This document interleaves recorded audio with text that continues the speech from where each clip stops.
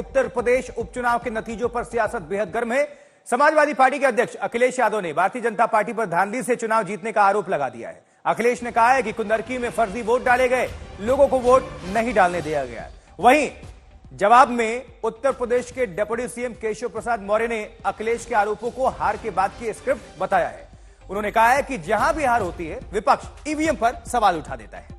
अखिलेश का बीजेपी पर धांधली से चुनाव जीतने का आरोप, कुंदरकी में फर्जी तरीके से वोट डाले गए, यह कहना है अखिलेश यादव का। वहीं केशव प्रसाद मौर्य उत्तर प्रदेश में डिप्टी सीएम, उन्होंने जवाबी हमला किया, पलटवार किया। कहा कि जब भी हारते हैं ईवीएम पर ठीकरा फोड़ देते हैं।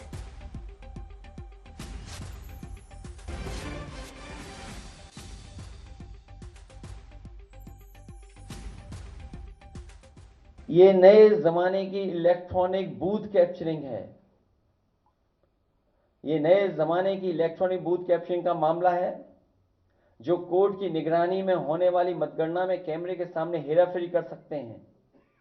वो अपने लोगों के बीच बूथ के बंद कमरे में क्या नहीं कर सकते। अगर पीडीए के अधिकारी कर्मचारी बदलकर धांधली न की होती तो भाजपा एक भी सीट के लिए तरस जाती, जैसे कि लोकसभा चुनाव में हुआ था। जब ऐसी व्यवस्था मिल्कीपुर में नहीं हो पाई तो वहां का चुनाव भी सरकार ने टाल दिया, और धांधली करने के लिए ही।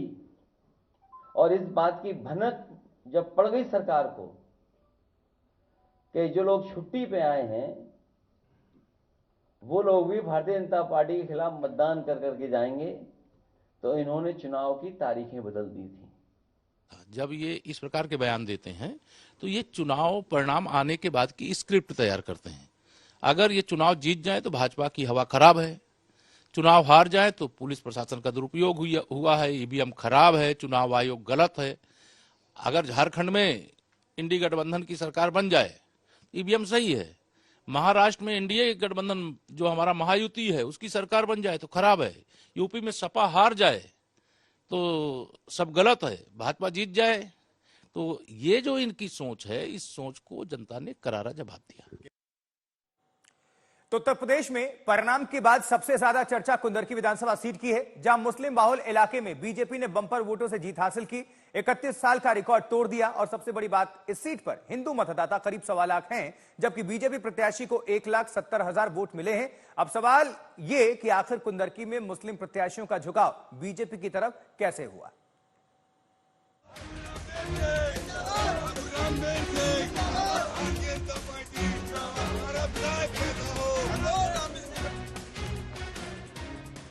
यूपी की 9 सीटों में सबसे ज्यादा चर्चा कुंदरकी की, जहां 31 साल का इतिहास टूट गया, जहां मुस्लिम बाहुल्य सीट पर बीजेपी ने कब्जा कर लिया, जहां 11 मुस्लिम प्रत्याशियों पर एक गैर मुस्लिम प्रत्याशी हावी रहा। कुंदरकी को अब यूपी का दूसरा रामपुर मॉडल माना जा रहा है। कुंदरकी सीट पर बीजेपी प्रत्याशी रामवीर सिंह ने बंपर जीत हासिल की। 31 साल बाद इस सीट पर कोई गैर मुस्लिम उम्मीदवार विधायक बना है। ये जीत कोई सामान्य या कांटे की टक्कर वाली जीत नहीं है, बल्कि इस सीट पर बीजेपी ने एक तरफा जीत हासिल की। कुंदरकी में बीजेपी प्रत्याशी को करीब 1,70,000 वोट मिले हैं, जो कि करीब 82%। इतने वोट यहां कभी समाजवादी पार्टी को भी नहीं मिले, जबकि दूसरे नंबर पर एसपी प्रत्याशी को करीब 25,000 वोट मिले, जो कि सिर्फ 9% है। इतना ही नहीं, पिछले चुनाव की तुलना में करीब 1,45,000 से ज्यादा वोटों का इजाफा रामवीर सिंह ने किया है। हालांकि यहाँ कुल 12 प्रत्याशियों में 11 मुस्लिम प्रत्याशी थे, जबकि रामवीर इकलौते हिंदू प्रत्याशी थे, जिसका एक बड़ा फायदा बीजेपी को हुआ। लेकिन अगर सारे मुस्लिम प्रत्याशियों के वोट भी जोड़ दिए जाए तो वो भी करीब 18% तक ही जाता है। इतना ही नहीं, इस सीट पर मुस्लिम वोटर 65% है। ठीक ऐसा ही रामपुर के उपचुनाव में हुआ था, जहां करीब 55% मुस्लिम वोटर थे। यानी कुंदरकी को रामपुर मॉडल माना जा रहा है। सबसे बड़ी बात, यूपी उपचुनाव में सबसे ज्यादा वोटिंग कुंदरकी में हुई थी, जहां वोट का आंकड़ा 57.86% था। यानी कम वोटिंग बीजेपी के पक्ष में गई। सबसे चौंकाने वाली बात, यहाँ हिंदू वोटर करीब 1.25 लाख है, जबकि बीजेपी को 1,70,000 वोट मिले हैं। यानी मुस्लिम ने यहाँ जबरदस्त वोटिंग बीजेपी के लिए की है। अब ये सवाल खड़ा होता है कि आखिर कुंदरकी में बीजेपी ने कैसे बाजी मारी।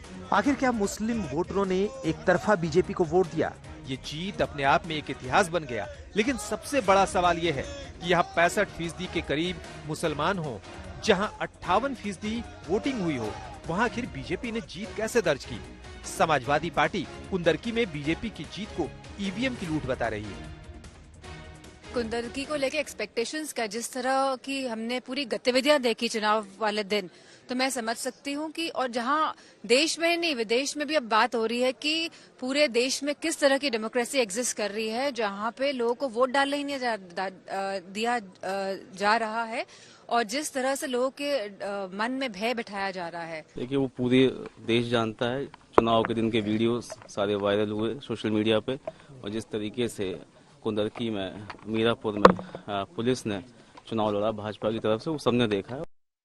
और जीते तो हम 100% 9 की 9, लेकिन जिस तरह से तांडव किया, बेईमानी की, पुलिस का उपयोग हुआ, लोगों को वोट नहीं डालने दिए।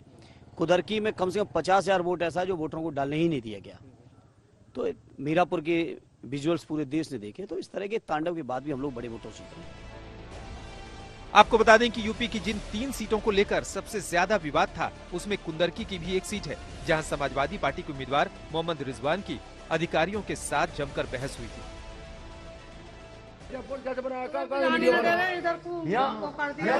मेरी बात सुनिए, आपने लेटर देखा है? मैं दिखा दूं, नहीं हो तो आपके पास।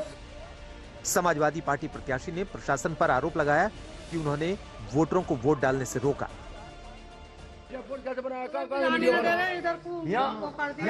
मेरी बात सुनिए, आपने लेटर देखा है? मैं दिखा दूं, नहीं हो तो आपके पास। आपने चेक पोस्ट बनाए हैं? नहीं, ये चेक पोस्ट नहीं बनेगा।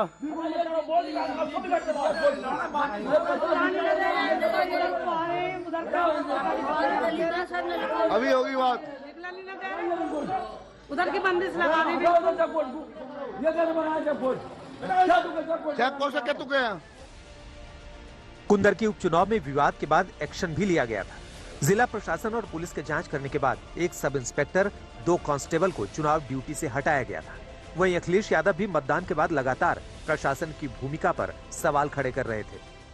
बीजेपी को पता था कि चुनाव हार रहे हैं, बाई इलेक्शन हार रहे हैं, 9 की 9 सीटें हारने पर गिनती में 9 की 9 सीटें हार जाती है।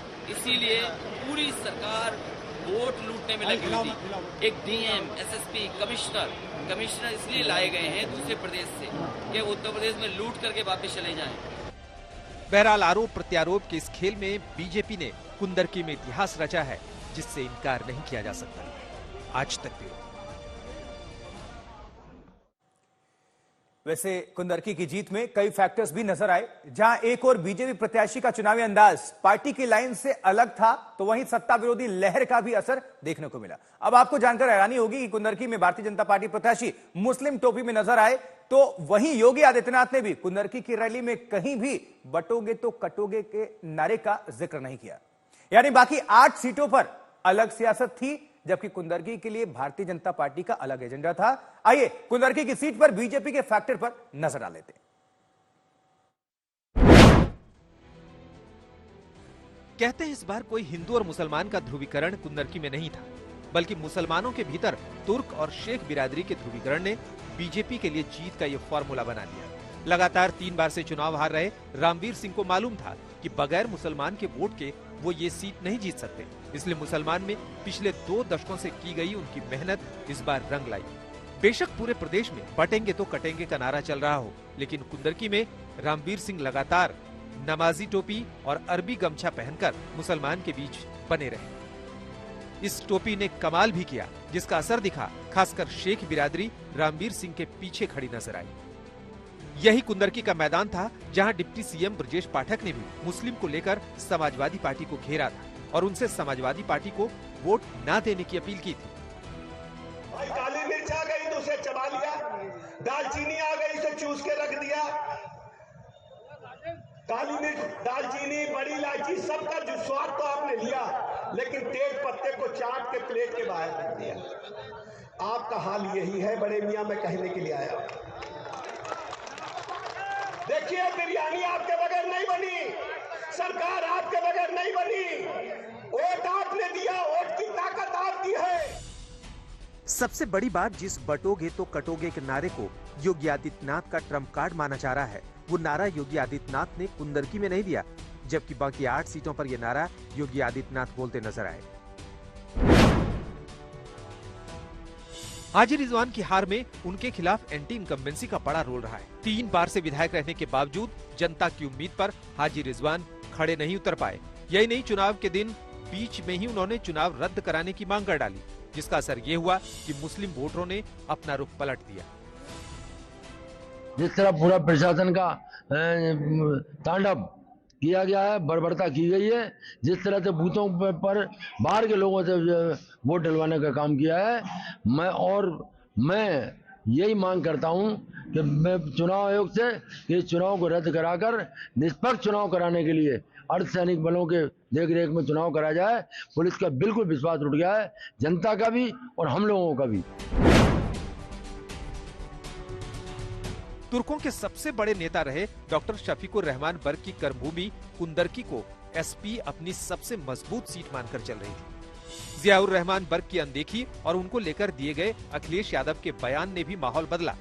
हाजी रिजवान को शफीकुर रहमान बर्क के गढ़ में अखिलेश यादव ने उतारकर जीत दर्ज करने की कोशिश की, लेकिन उनका दाव सफल नहीं हो पाया।